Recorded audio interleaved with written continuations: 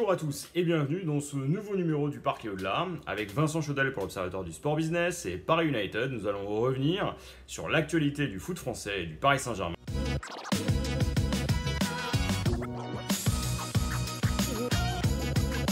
À l'occasion du dernier match amical contre nos amis belges de Beveren, le PSG s'est retrouvé au centre de l'actualité puisque une partie des supporters ont manifesté leur enthousiasme à revenir au parc.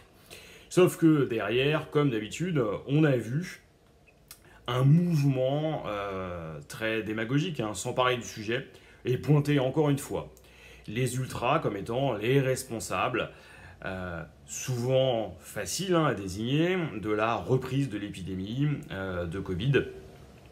Sauf qu'il faut bien se dire une chose, c'est que si les supporters sont dans les stades, c'est qu'on les a autorisés à y être, que la jauge de 5000 personnes a été décidée par les autorités et que la reprise finalement de l'épidémie n'a rien à voir avec le football. Mais encore une fois, il est beaucoup plus facile de taper sur des supporters qui justement manifestent leur enthousiasme et montrent leur envie de retrouver une vie normale, plus que sur des politiques, je pense notamment à Jean-Michel Blanquer ou à Roxana Maracineanu, qui vont poser pour des photos officielles sans masque, dans des lieux clos.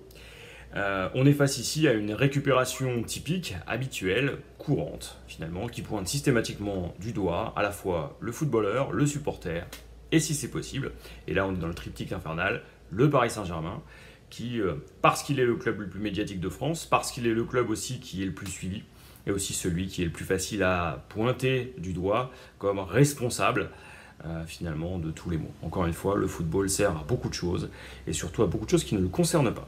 D'accord avec toi Jean-Baptiste, le football et le PSG en particulier servent encore une fois de plus de bouc émissaire. Mais s'il devait y avoir une reprise, ce que personne ne souhaite bien évidemment, en région parisienne, est-ce qu'elle proviendrait de ce match du PSG ou est-ce qu'elle proviendrait plus facilement de la fête de la musique ou de l'attroupement qu'il y a tous les matins dans le métro, qui est un lieu clos où on va être tous entassés, où on pourrait être tous entassés. Donc, je pense qu'il faut dépasser ce sujet-là, qu'il faudrait peut-être mettre en place des mesures de bon sens ou simples à mettre en œuvre. On a bien réussi à éradiquer les cigarettes dans les tribunes.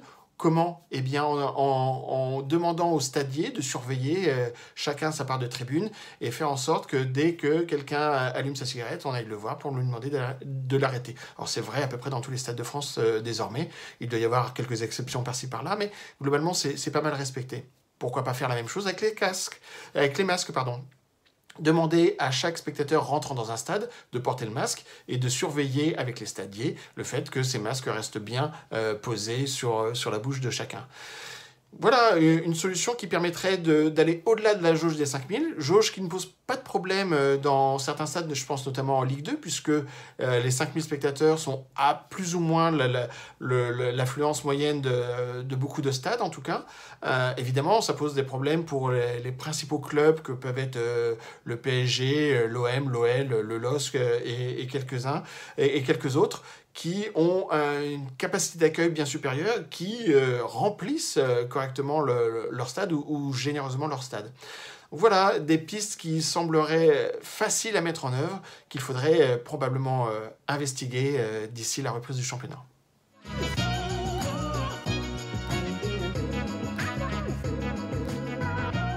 En décidant de ne pas décider, la FIFA a peut-être marqué un premier virage vers un football plus responsable, ce qu'on appelait le football plus responsable de demain dans notre tribune collective de France Football.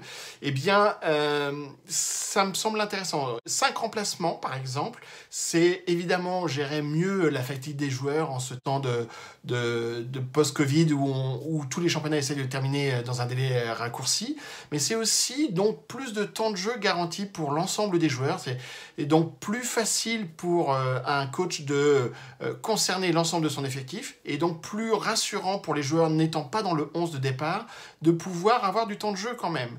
Et donc si on est sur cette dimension-là, eh bien on devrait voir moins de demandes de joueurs de changer de club, notamment au mercato d'hiver. Et s'il y a moins de velléité des joueurs de changer de club, mécaniquement on aura moins de surenchères sur le marché des transferts.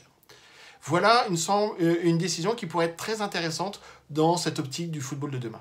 Alors, effectivement, pour un football plus responsable, 5 changements, c'est plutôt une bonne nouvelle, hein, notamment pour la santé des joueurs. Mais on peut aussi y voir quelques limites. La première, c'est que ça va favoriser les grands effectifs, ceux des clubs les plus riches, et donc ça va limiter, dans une certaine mesure, une certaine forme de concurrence. Quand on regarde l'effectif du PSG, de Monaco, de Lyon, bah forcément, avec 5 changements, vous allez avoir des internationaux qui vont entrer en permanence, et vous allez gagner les matchs, si c'est des matchs entendus, vers la fin. Donc ça pose une vraie limite s'il n'y a pas un autre encadrement, c'est-à-dire un encadrement des masses salariales, ou en tout cas du nombre de joueurs. Cette décision de changement à 5 laissée au championnat, c'est plutôt une bonne nouvelle finalement dans l'ensemble, parce que ça va permettre aux uns et aux autres de se valoriser. On pense par exemple aux pépites des centres de formation qui auront plus facilement la possibilité d'obtenir des minutes. Donc finalement, cette décision, c'est un premier pas vers ce foot responsable qu'on mettait en avant dans notre tribune pour France Foot. Et effectivement, c'est peut-être une des très bonnes nouvelles pour le foot d'aujourd'hui, mais surtout pour le foot de demain. En attendant de retrouver et de vous retrouver lors de la prochaine émission du Parquet Au-delà, nous vous invitons à vous abonner, à nous suivre sur les réseaux et à nous envoyer vos questions. Avec Vincent Chaudel pour l'Observatoire du Sport Business et Paris United, nous vous souhaitons une bonne fin de journée et surtout une excellente semaine. Et on n'oublie pas, ici, c'est Paris.